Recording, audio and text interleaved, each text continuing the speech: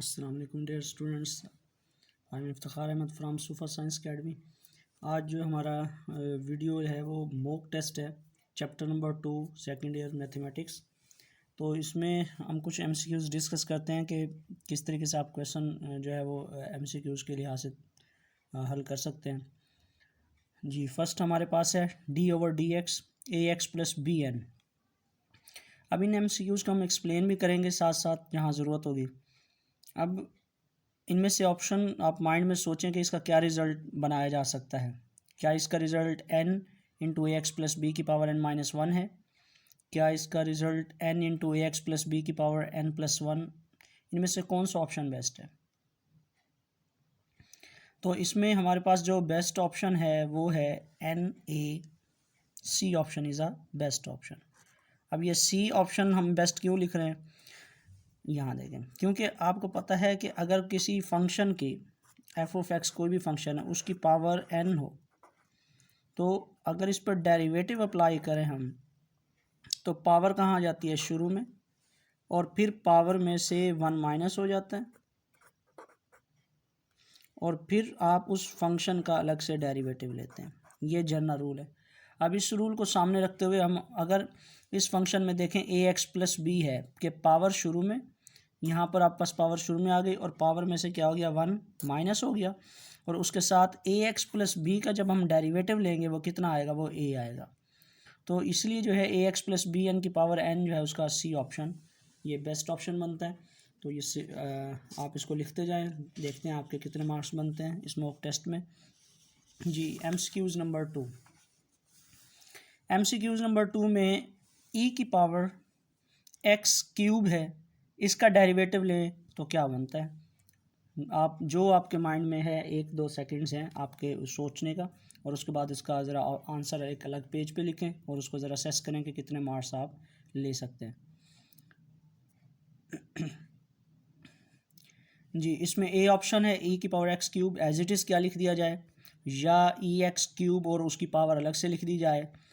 3x e की power x³ यानी x की पावर 3 है वो शुरू में वैसे लिख दी जाए क्या, या नन ऑफ दीज, या कोई और रिजल्ट है? तो इसका बेस्ट ऑप्शन जो है वो क्या है? वो हमारे पास D option is a best option, कि डी इसका बनता है। उसकी रीज़न देखते हैं क्यों। कि अगर आप पास e की पावर f(x) हो, कोई भी फंक्शन e की पावर में आया हुआ हो, तो अगर उस पर डेरिवेटिव अप्लाई करने की बात की जाए तो e की पावर f(x) एक दफ़ा तो वैसे लिख देंगे, और फिर उसके बाद उस फंक्शन का डेरिवेटिव आपने लेना होता है। ये असल एक्सपोनेंशियल फंक्शन का डेरिवेटिव का रूल है। अब इस अकॉर्डिंग टू दिस कंडीशन हमारे पास e की पावर x³ था, तो जब आप इसका डेरिवेटिव इस पे अप्लाई करेंगे हम, तो क्या बनेगा? e की power x³ as it is, फिर उसके बाद आपने उस पावर का या उस फंक्शन का अलग से डेरिवेटिव लें तो x³ का डेरिवेटिव बनता है 3x²।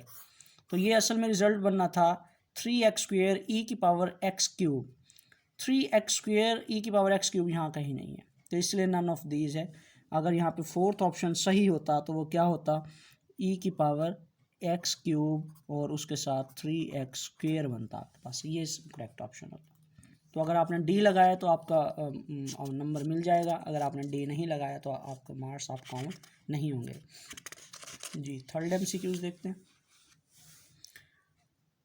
जी, नेक्स्ट है differential calculus was invented by, के डिफरेंशियल कैलकुलस किसने जो है वो इन्वेंट की? लीबनिज़, न्यूटन, यूलर, या बोथ?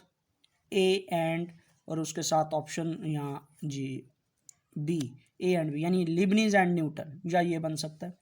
अब हमारे पास क्या हमने यहाँ देखना है, इसका ऑप्शन बनता है D option, both A and B, यानी न्यूटन और लीबनिज़ ने मिल के क्या बनाया?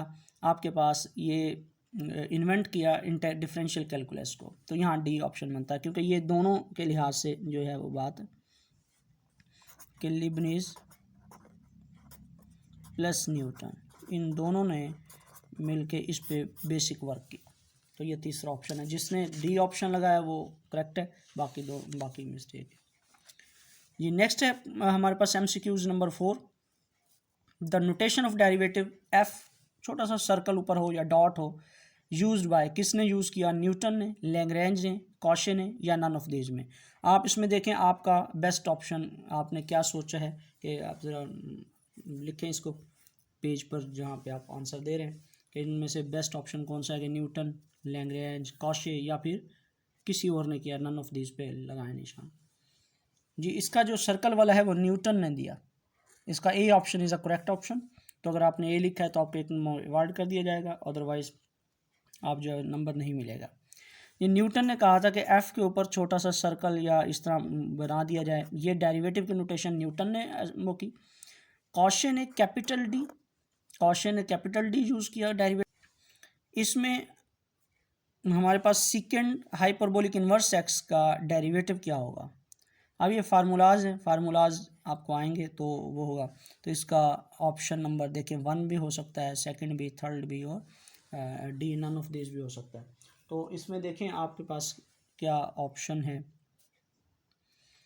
जी, इसका ऑप्शन सी ऑप्शन जो है इसका बेस्ट है कि -1/x √x², -1, ये इसका जो सही ऑप्शन है। तो आप अपना ऑप्शन देखिए, आपने अगर सी लिखा है तो एक नंबर और ऐड कर लें अपने ऑब्टेन्ड मार्क्स के अंदर। जी,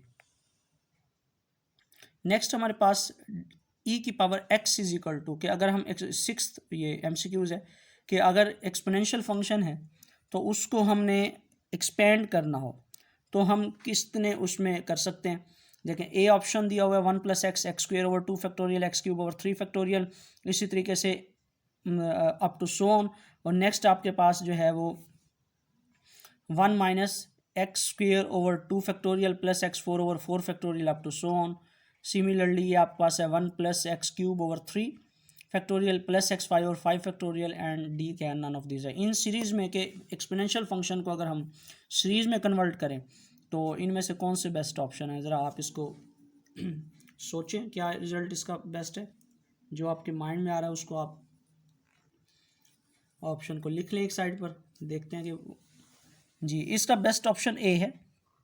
एक्सपोनेंशियल की जो e⁻x सिंपल है उसकी जो सीरीज़ बनेगी वो 1 + x x² / 2 factorial x³ / 3 factorial, ये सिंपलेस्ट सीरीज़ मानी जाती है e⁻x की एक्सपेंशन की। तो ये option is a correct option. जी, क्वेश्चन नेक्स्ट 7th MCQs। अच्छा, इसकी एक्सप्लेनेशन अगर मैं आप बात करें तो e⁻x को एक्सपेंशन इसकी क्या होगी अगर उसको चेक करना है तो इसको लिए मैक्लॉरेन सीरीज़ इस्तेमाल करें। मैक्लॉरेन सीरीज़ का फार्मूला आपको पता है, f(x) किसके बराबर होता है, f(0) + f'(0) और उसके साथ x होता है plus x² / 2 factorial f double derivative at 0 up to so on. इसके मुताबिक आप डेरिवेटिव लेकर 0 पुट करते जाएं तो यही आपका सीरीज़ ए जनरेट हो जाएगी। जी, नेक्स्ट हमारे पास 7th MCQs।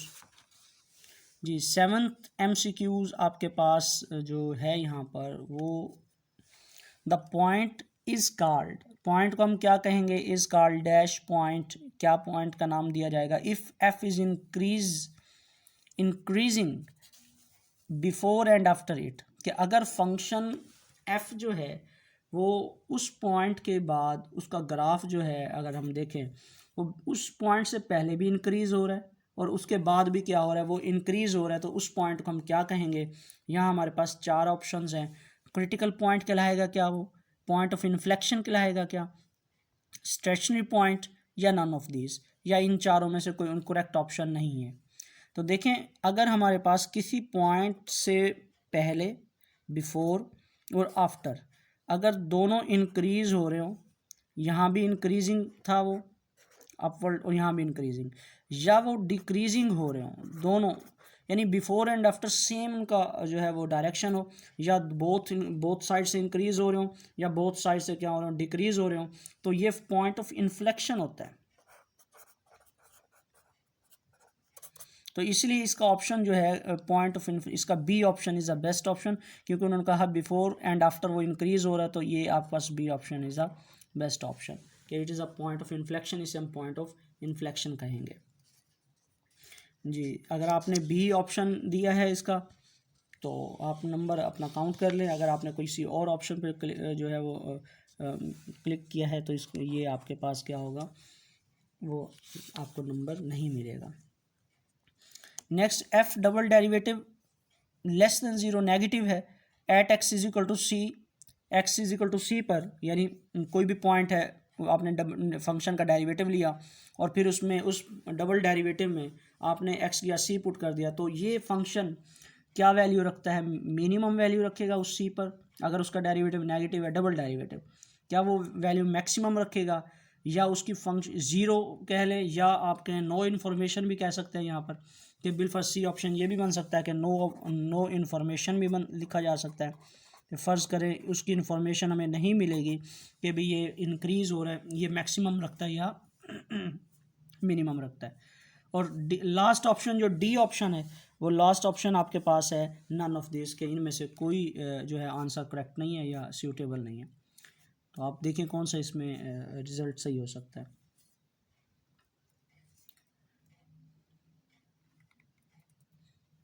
तो इसका सही ऑप्शन है कि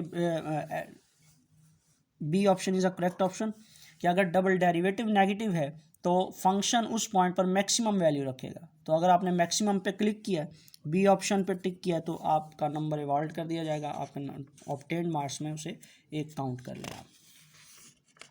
जी नेक्स्ट हमारे पास MCQs नंबर 9 देखते हैं कि वो क्या है।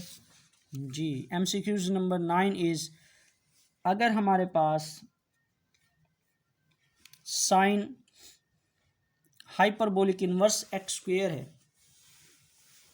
अगर ये आ जाए और इसमें एक्स स्क्वेयर और एफ डेरिवेटिव हमने फाइंड आउट करना हो, तो फिर हम कैसे इसे फाइंड आउट करेंगे। क्या इसका रिजल्ट आएगा 1 प्लस एक्स स्क्वेयर,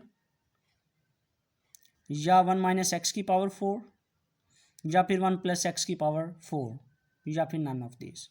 तो इसका सही ऑप्शन जो है वो है हमारे पास नन ऑफ दिस।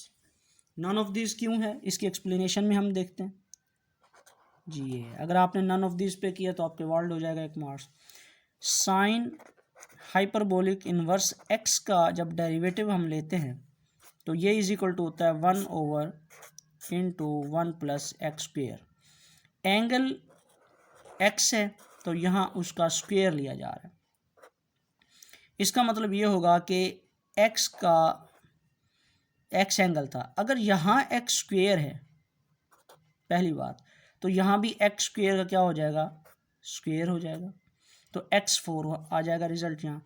लेकिन अगर एंगल x से डिफरेंट हो तो उसका फिर हम क्या लेते हैं, अलग से डेरिवेटिव लेते हैं, यानी हमें एक्स स्क्वेयर का भी अलग से डेरिवेटिव लेना पड़ता। तो ये बन जाता 1 ओवर 1 प्लस एक्स की पावर 4 और इसके साथ जो है आपके पास डॉट 2x।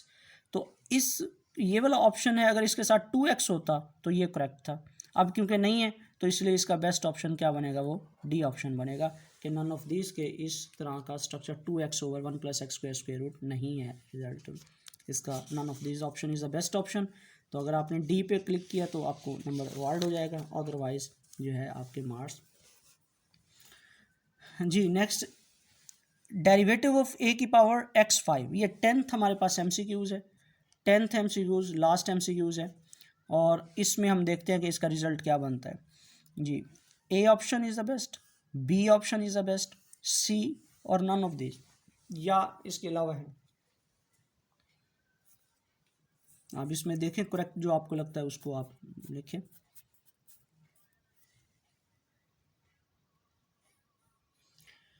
जी इसका ऑप्शन बन रहा है जी C option is a best option.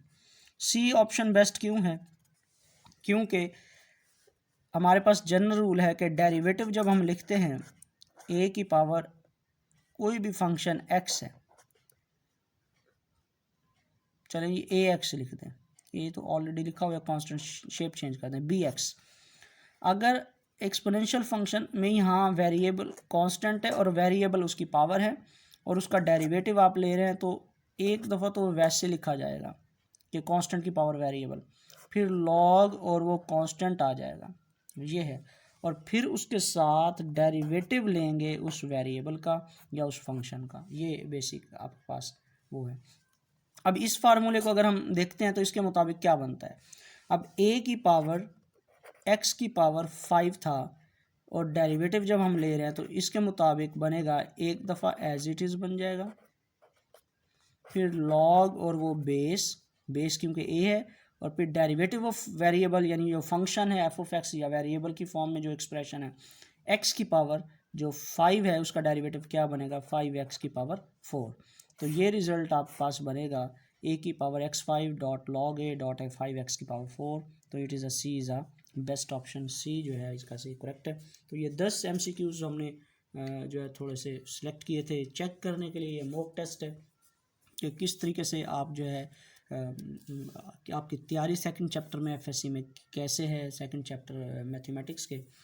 तो आप अपने नंबर जितने आपने लिए हैं इस टेस्ट में वो कमेंट बॉक्स में ज़रूर कमेंट करें, और चैनल को सब्सक्राइब करें, लाइक करें वीडियो को, और शेयरिंग करें अपने दोस्तों को भी इसके जो है शेयर करें उनको वीडियोस के लिए, और इस चैनल को प्रमोट करें। तमाम स्टूडेंट्स को मॉक टेस्ट देने के लिए शुक्रिया। अल्लाह हाफिज़।